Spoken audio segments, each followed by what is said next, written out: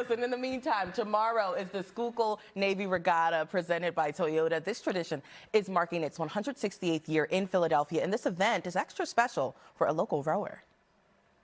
This is going to be the easiest question of my life. I want to spend the rest of my life with you and raise a family together. Lainey, will you marry me? Yes. You may remember watching Delaware native Justin Best propose to his then-girlfriend Lainey Duncan live on the Today Show last August. He came back from Paris not just with a fiance, but also with an Olympic gold medal. Sheila Watko recently caught up with the Kennett Square native and Team Toyota athlete about his time rowing on the Schuylkill River. You spent a lot of time training and racing on the Schuylkill River early in your career. How did that environment and the broader Schuylkill Navy community help to shape you as an athlete? I think the allure of the Schuylkill and the history of the Schuylkill definitely played a major part of it. I grew up rowing, I guess, in kind of the northern Delaware part of the world, so the Christina River right in through Wilmington, but a lot of the competitions in high school, we would go up to the Schuylkill, so whether it was the head of the Schuylkill itself, Navy Day Regatta, I ended up racing at Stotesbury in the single my senior year. I did, many races, and we'd always trailer up to the Schuylkill, and we'd drive along Boathouse Row. And it's always funny. Our tradition was I would go and race, and then my mom and I on our drive back would swing through South Philly and grab a cheesesteak from Pattergino's because, I was a big fan of cheesesteaks, and I was hungry after rowing. So, a lot of tradition and whatnot. I attended Drexel University, and we rowed out of Bachelor's Barge Club. And in the summer circuits, I rowed for Vesper. And the community around the Schuylkill is second to none. It's really kind of the beating heart of the rowing community in the United States.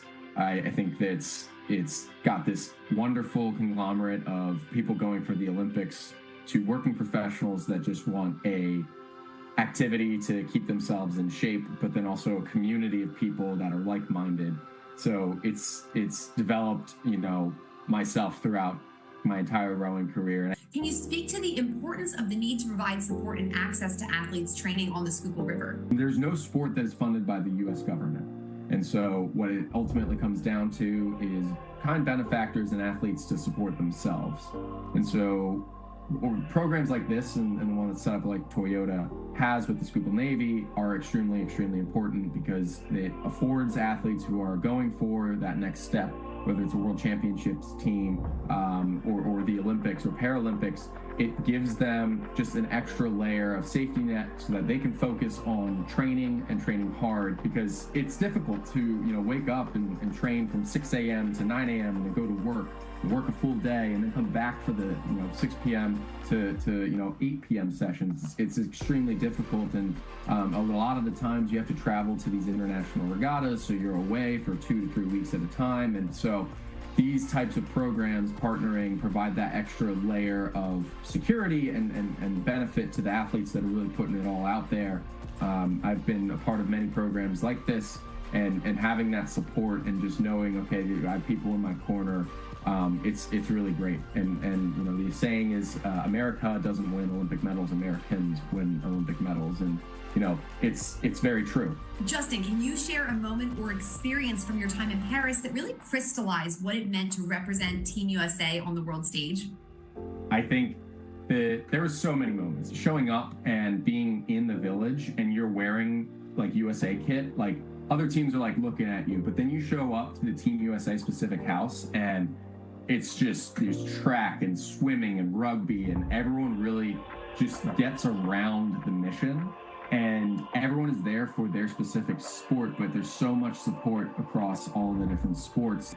And then extending outside of that is the Team USA house, which is outside of the village, but it's a hub for all Team USA supporters. It was right in the heart of Paris, right around the festivities. It was a huge watch party, and you really felt the support from all these people in a foreign country, but flew in for the Olympics to support Team USA. Like it was very, very cool. But I think the thing that stood out to me the most out of all those moments, we ultimately won our final, and we're on the podium. Just seeing the red, white, and blue being raised slightly higher than the other two flags and then the national anthem just was overwhelming. And there's like thousands of people cheering. All of that emotion came crashing in all at once, and you really are humbled and honored to represent, in my opinion, the best country in the world. But you kind of understand what the message is at that point, and why you're doing it, and what it means to represent Team USA. Now, rowing is such a demanding sport, physically and mentally.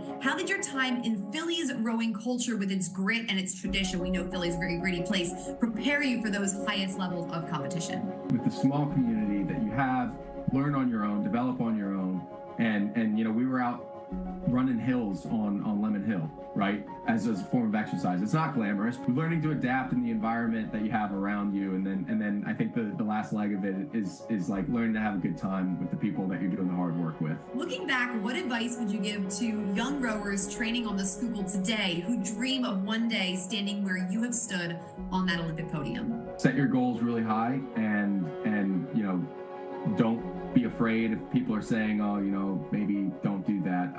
It wasn't that long ago, I was doing my first like under 19 national team. So everyone, you know, 18 and under, tryout at the St. Joseph's Prep Boathouse. And I did a 2K, which is like the kind of the fitness assessment of rowing. And I did absolutely terrible. And I was like this little 14-year-old, you know, 135 pounds soaking wet.